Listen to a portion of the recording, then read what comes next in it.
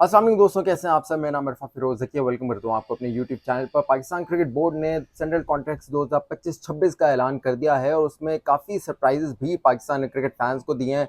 ऐसे सरप्राइजेस जो Pakistan cricket fans ने एक्सपेक्ट नहीं किए थे। लेकिन उन सरप्राइजेस को बताने से पहले और वजूहात बताने से पहले कि आखिर क्यों इस खिलाड़ी को फलां कैटेगरी में इंक्लूड किया गया और स्पेशली कैटेगरी ए को क्यों ख़त्म किया गया है, उससे पहले आप लोग चैनल को लाइक और सब्सक्राइब जरूर कर दें ताकि आपको सबसे पहले जो पाकिस्तान क्रिकेट से रिलेटेड इनसाइड न्यूज़ जो वो पहुंच सके। देखिए, सेंट्रल कॉन्ट्रैक्ट्स की बात है तो सबसे पहले जो टॉपिक है जिसको सबसे ज़्यादा हाईलाइट हुआ है, जिसको सबसे ज़्यादा देखकर हैरानी हुई है, that is Babar Azam, Shaheen Afridi and Mohammad Rizwan, यानी कि तीनों जो सुपरस्टार्स हैं पाकिस्तान के, जिन्होंने पाकिस्तान क्रिकेट को पिछले 4 से 5 साल में ला खड़ा किया है। और ऐसे ऐसे दुनिया में जो बड़े बड़े क्रिकेट पंडित्स हैं उन्होंने तारीफें जो है इन तीनों इस ट्रायो की हैं, उन तीनों को कैटेगरी ए से निकाल कर कैटेगरी बी में जो है वो ड्रॉप कर दिया गया है। आखिर इसकी वजह क्या है? देखें, पहली तो वजह बाबर और जो रिजवान है उनके हवाले से वजह है कि ये खार है, ये एक तरह से सजा दी गई है बाबर और रिजवान को। परफॉर्मेंस तो खैर चलो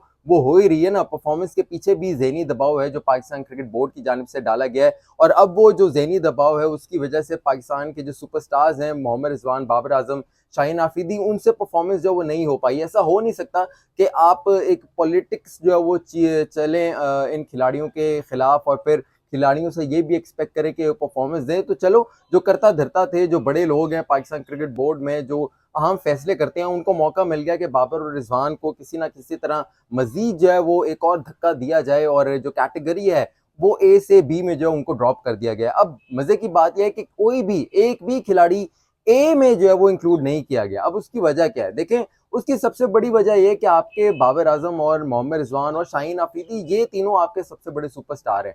अगर ये ए कैटेगरी में नहीं है तो फिर तो कोई भी खिलाड़ी ए कैटेगरी का अहल हो ही नहीं सकता। ए कैटेगरी और कोई खिलाड़ी डिजर्व कर ही नहीं सकता। अगर ये तीन खिलाड़ी जो है वो डिजर्व नहीं करते, अगर ये तीन खिलाड़ी नहीं होंगे तो फिर कोई भी खिलाड़ी जो है वो ए कैटेगरी में नहीं होगा। अब दूसरी बात जो है वो इससे हमें क्या पता चलती है? इससे हमें ये पता चलती है कि अगर जो पाकिस्तान क्रिकेट बोर्ड है उसने कैटेगरी बी में जो है वो खिलाड़ियों को इंक्लूड करना शुरू किया और कैटेगरी है ए जो है वो है ही नहीं, इसका दूसरा मतलब यह है कि पाकिस्तान क्रिकेट बोर्ड ने अपनी जो कौमी क्रिकेट टीम है उसको जो है वो बी टीम जो है वो समझ लिया है। उसको ए टीम या ए क्लास का नहीं समझा, उसको बी टीम जो वो समझ लिया कि ये बी सी और डी कैटेगरी की जो वो टीम है। जब खिलाड़ी जो है वो बी सी और डी कैटेगरी में होंगे तो जाहिर सी बात है आपकी जो टीम है वो भी तो बी सी डी कैटेगरी की ही होगी ना। तो ये एक बहुत ही अजीब सी बात मुझे लगी। हालांकि अपना क्रिकेट बोर्ड है वो तो फाइनेंशियली स्ट्रॉन्ग करता है अपने खिलाड़ियों को माली जो है वो फायदे देता है उनकी। जिस तरह से पाकिस्तान में एक महंगाई जो है वो ऊपर हो, तो जाहिर सी बात है जो क्रिकेटर्स हैं उनके लिए भी महंगाई जो है वो इक्वली है। और क्रिकेटर्स का जो दौरानिया होता है कमाई का वो बहुत छोटा होता है। उसमें अगर आप कैटेगरी से निकाल कर ड्रॉप कर दोगे और फिर नीचे उनको डाल दोगे तो बहुत ही बड़ा जो है वो सरप्राइज होगा। इस पर क्रिकेटर्स, आपको बताऊं, काफी नाराज भी हैं। बेशतर क्रिकेटर्स जो है वो काफी नाराज हैं कि एक इस तरह की जो है वो कैटेगरीज में हमें इंक्लूड किया गया है। अब दूसरी बात, आज आप लोग बहुत ज्यादा पूछ रहे हैं जी शादाब खान को जो है वो कैटेगरी बी में क्यों इंक्लूड किया गया। देखें, मैं इसकी आपको हिंट दे दूंगा लेकिन मैं आपको एक पूरी बात नहीं बताऊंगा, पूरी बात आपको समझा दूंगा, आप समझ जाएंगे। इन नियर फ्यूचर में आपको जो है इसके हवाले से जरूर बताऊंगा।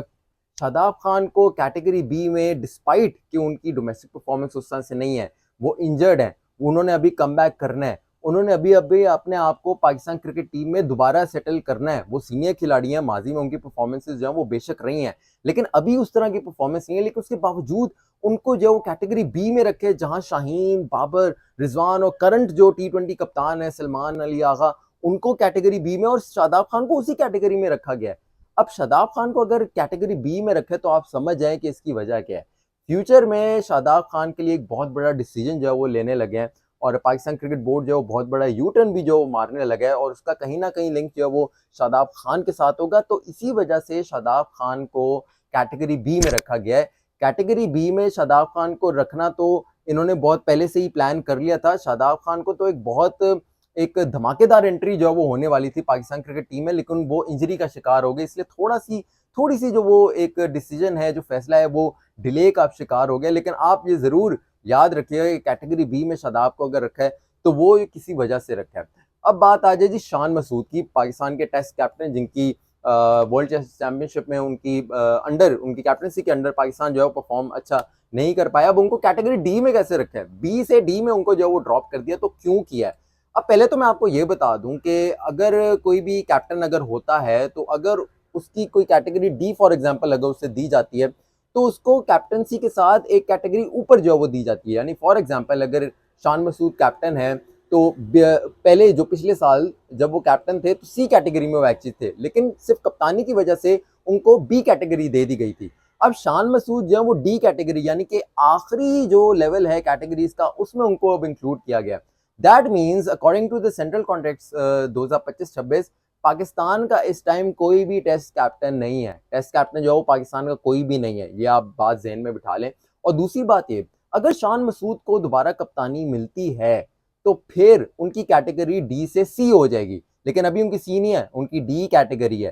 दैट मीन्स कि वो पाकिस्तान के इस टाइम टेस्ट कैप्टन नहीं है। अब इससे क्या पता चलता है कि पाकिस्तान क्रिकेट बोर्ड के जो ख्यालात हैं, जो उनके प्लान्स हैं रिगार्डिंग द टेस्ट कैप्टनसी, वो थोड़े तब्दील हुए हैं। शान मसूद को अब उन्होंने एक बी में यानी कि बी ऑप्शन रख दिया है एज ए टेस्ट कैप्टन।